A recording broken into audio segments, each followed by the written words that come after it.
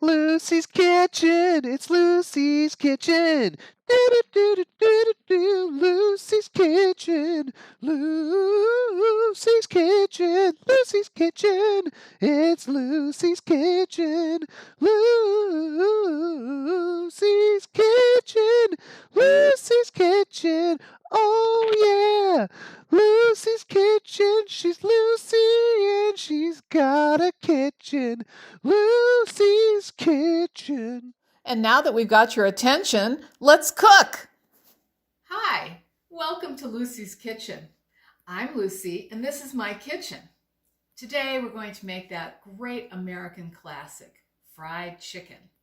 Now, if you grew up in my house, you didn't have fried chicken very often, unless you picked it up from you-know-who. So I want to tell you that I've learned how to make fried chicken, and I've learned it from one of the best cooks I know, my mother-in-law. And her name happens to be Lucy too. So today you're getting a double dose of Lucy's in Lucy's Kitchen. My mother-in-law's fried chicken is delicious and it's very simple to make. And my husband just loves it. I think it's really great to have a base recipe that you can trust, that you really want to make over and over again. But at the same time, sometimes it's fun to put your own mark on it. So this fried chicken is going to be New Mexico style. I'm going to make red chili fried chicken with green chili gravy. One of the great things about fried chicken is you can make everybody happy. You can get extra thighs or extra legs. You can buy just thighs and legs and wings, or you can buy just breasts, whatever people really like. I like to cut up a whole chicken, and then I always get extra legs because my husband loves legs. So that's how I come up with my pieces. Now, when you cut up a chicken, which isn't very hard actually, you get two things in one.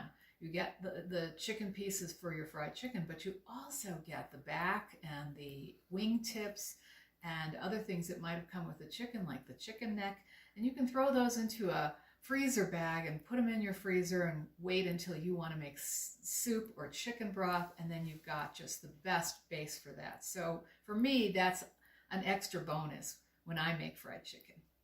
Our seasonings are going to go in this bag of flour. There's about 1.5 cups of all-purpose unbleached flour in here. And to that, I'm going to just add about 1.5 teaspoons of salt and about 1 teaspoon of freshly ground pepper. Throw that in there. And I like to add some onion powder. It gives it sort of a sexy tang, and it just smells good, and it's that sort of unidentifiable ingredient. Doesn't taste oniony, it just has a nice savory quality. So that goes into the bag. Now, if you're like me, you have several kinds of New Mexico ground chili around. Mild, medium, heirloom. I have made a combination here of 1 tablespoon of mild New Mexico red chili and actually 1 teaspoon of an heirloom chili that's made in Chimayo, which is one of the best chilies in the world. Certainly in the US and certainly in New Mexico. Everyone agrees. Now, these two combined will give it a little more bite than just using the mild alone, but not too much. It won't be super hot. And I'm throwing that in here too. And then you just zip it closed and shake it around till it's pretty well mixed. You can tell when you stop seeing individual lumps of color. And now in my mother-in-law's recipe, she uses paprika. And I guess the thing I've done is replace the paprika with the chili. Now, it's super easy to take I wanted to mention one more thing. When I cut up my chicken, I cut my chicken breasts in half. One of the reasons I do that is that they are usually the biggest thing on the chicken, and even when you buy them in the store, they're sometimes just enormous. I want everything to cook evenly, so I want to cut them in half. It also gives an extra piece because you don't really necessarily need to eat an entire breast, and you're going to be spending all of your time fighting over, your favorite pieces anyway. So cut that breast in half. And so a regular chicken will have 2 legs, 2 thighs, 4 breast pieces, and 2 wings. And when I cut the wings, I also cut a bit of the breast meat out with them so that they're a little bit meatier, and so whoever gets a wing won't just get bone and skin, although that's pretty good too.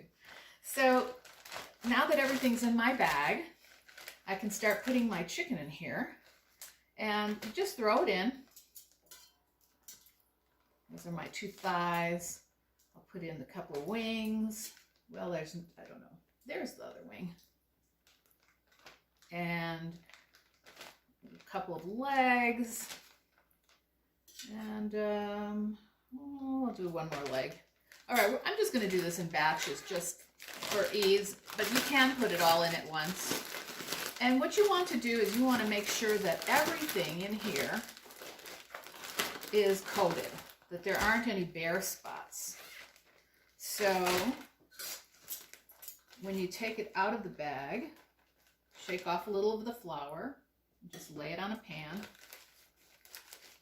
And this gives you a chance to really look at it and make sure that you've got every piece well covered in the flour, in the seasoned flour. Sometimes you lose a piece. Yes, there's more in there somewhere. There we go. That's a wing. Great. And surprise, here's a leg. All right, now I'm going to put the rest of them in here. A breast. Here's another piece of breast. You can see what I'm talking about. They're huge. And this wasn't even a very big chicken that I started with.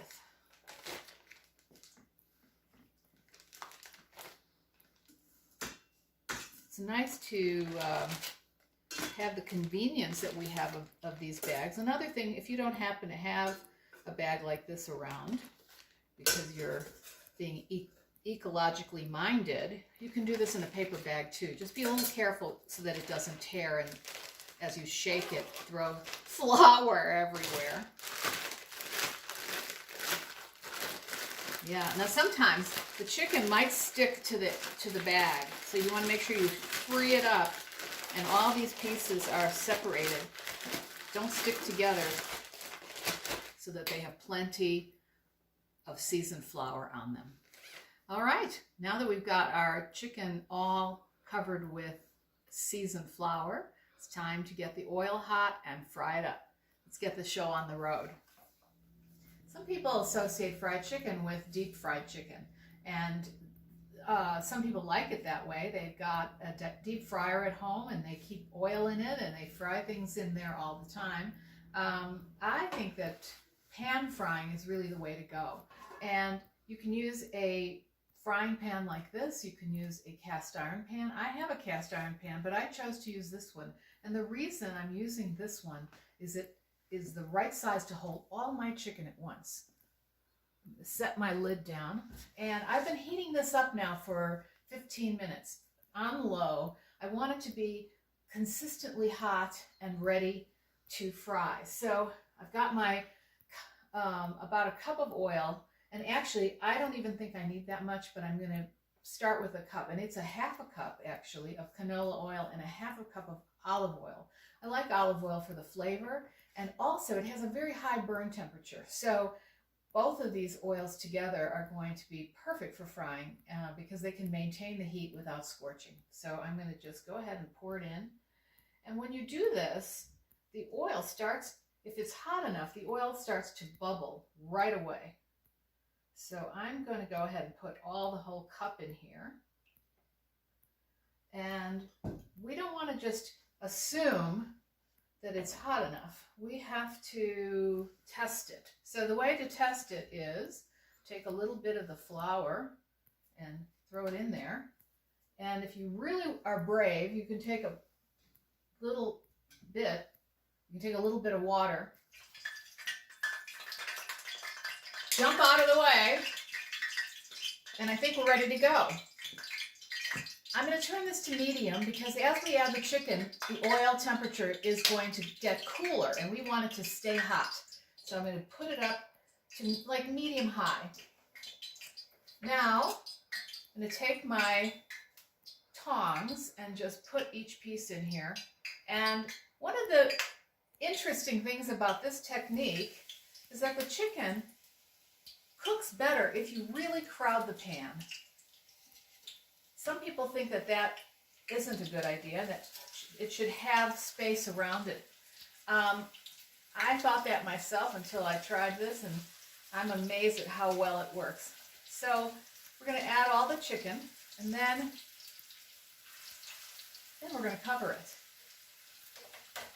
And I'm starting everything with the skin side up. Well, except for the legs, which have skin all around them.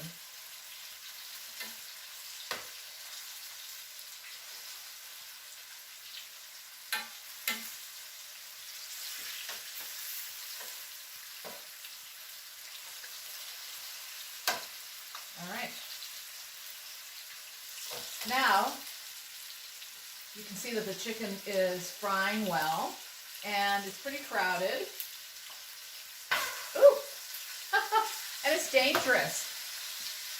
So take your lid, cover it up, and then check it in about 10 minutes. You cooks out there probably think this is a travesty, that you would never cover it. And I can understand that. I thought that myself. Wouldn't it just boil? Wouldn't it just steam? But what this does is it cooks the inside of the chicken. And then when we take the top off, we can really crispen it up. So it makes it super easy, and we end up with just the right crispiness and flavor, and then none of those red spots inside the chicken that might not be cooked all the way through. Well, it's been a few minutes, so I'm going to just take a peek.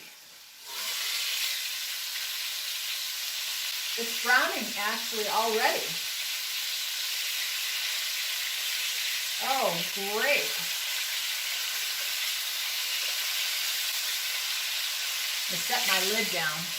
Looks like I've got some work to do.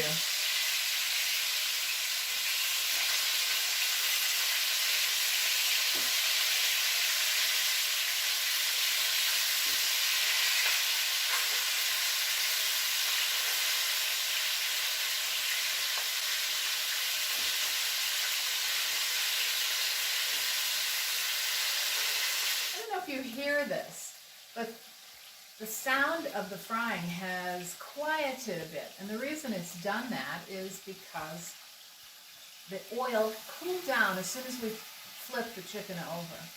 Now, the success of this chicken dish depends on turning it over and over again. We're not turning it just once. We're going to turn it until it's done. As you turn the chicken, make sure you look for the parts that haven't browned yet and put them down in the oil.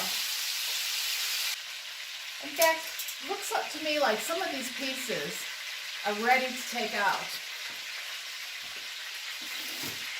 I've got a cookie sheet with a couple of paper towels on it, and it's not greasy chicken, but for some reason the paper towel helps to keep it crisp. I'm going to put all of the chicken right into my warming oven.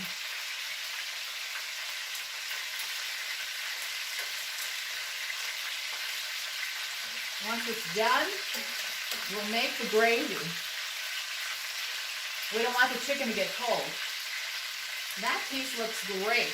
I'm going to take out a couple of these pieces that look browned all around.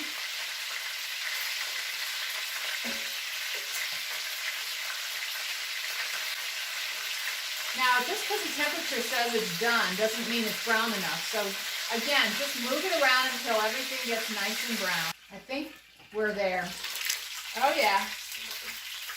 There we go. I'm going to turn this off. And everything is ready.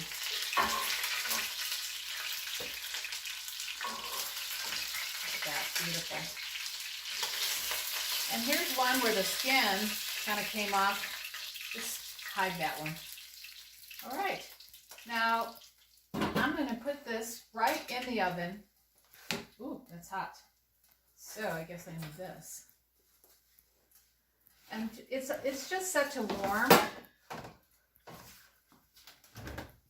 So it'll keep it warm and crispy. Well, I've washed my hands, washed my glasses. I've poured off most of the remaining oil. And we're ready to make the gravy. I'm going to melt some butter in there and then add the seasoned flour, half cup of the seasoned flour that we used for the chicken. And it's going to make the gravy super, super yummy. And then I'm going to share a little secret with you. We want to have ready, just in case, some cornstarch mixed with a little bit of water. And we're probably not even going to use that, but it's one of my little secrets. This gravy needs to thicken up quite nicely. And if for whatever reason it's humid out, it's been raining, or any other reason, sometimes it just doesn't thicken enough. And you can cook it and cook it and cook it. But if you have a tablespoon of cornstarch mixed with about a quarter cup of cold water, you can just pour it right in there and then just stir it. This is your emergency solution for thickening something. You can use this in Chinese food and anything where you have to have a thickening of sauce, and it's just an extra little insurance policy. So I'm warming this back up. I'm going to add some butter. And we'll get that going.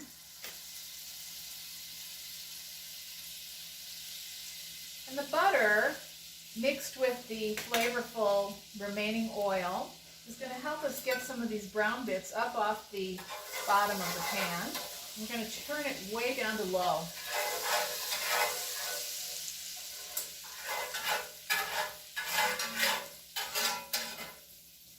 And for this part, I'm going to use a wooden spoon because it's gentler.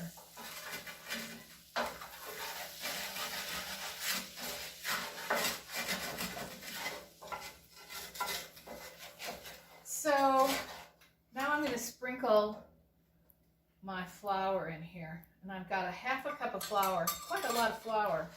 If you're making gravy, piece of chicken sneaked in there.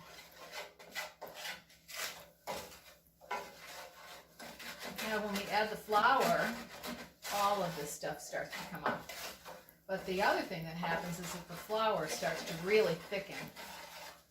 So you've got to be very careful to act quickly. And we're going to add a quart of chicken stock to this. But I'm not going to do it all at once. I'm going to just add a little bit.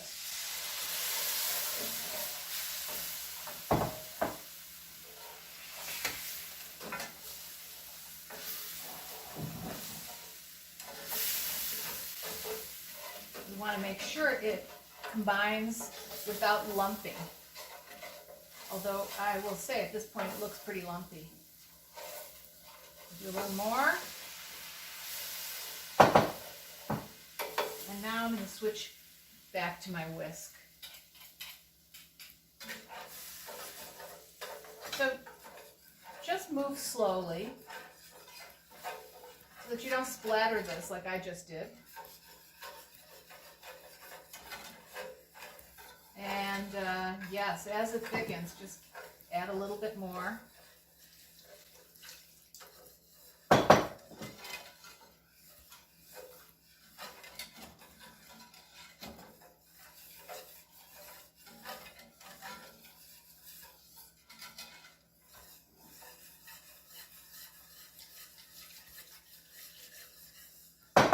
Now, at this point, I'm not adding any salt and pepper. You'll probably remember that I added quite a bit of salt and pepper to the flour. So that seasoning's right in here, along with the red chili. We're getting a gorgeous golden color here. That will enhance the plate with the chicken on it. And it's going to actually just be so pretty. And there we go. That's getting nice, very nice and smooth. And next time, this is nice. So it's super smooth, and I'm just going to add the rest of the broth. Now I'm going to turn the heat up so we can bring it to a simmer. Here we are experiencing the thickening of this gravy, and it's just wonderful. I'm not going to need my secret backup trick. It's really, really thick and just pours off the spoon slowly. It's great. It's perfect. So at this point, I've turned it down to low again, and I'm going to add the green chili. And again, this is New Mexico roasted green chili. Some of you may have access to it where you are. You can get it frozen, you can get it freshly roasted and peeled, but if you have to use canned, it's okay. So just mix that in there until it's well mixed, and also you want the chili to warm up a bit. And once that's all incorporated, we're done. And here's the best part now. We're going to get to eat some of this, or at least I am. So I made some mashed potatoes earlier. You can also serve this with biscuits. In fact, some people just want the gravy on the chicken. And I'm going to take a couple pieces, put them in my plate. But first, I'm going to add the gravy. This gravy could be poured. You can also give each person in the family their own individual little pitcher. It's fun. What I like to do is I like to pour it in the bottom of the plate and pour a little bit on top of the mashed potatoes, and then put that there. Then I'll take my 2 pieces of chicken. I want a breast, and I want one of these wonderful legs. All right, time for the taste test. I can't wait. I'm gonna cut a little piece of this very politely. Ooh, that is gorgeous. That chicken looks totally done.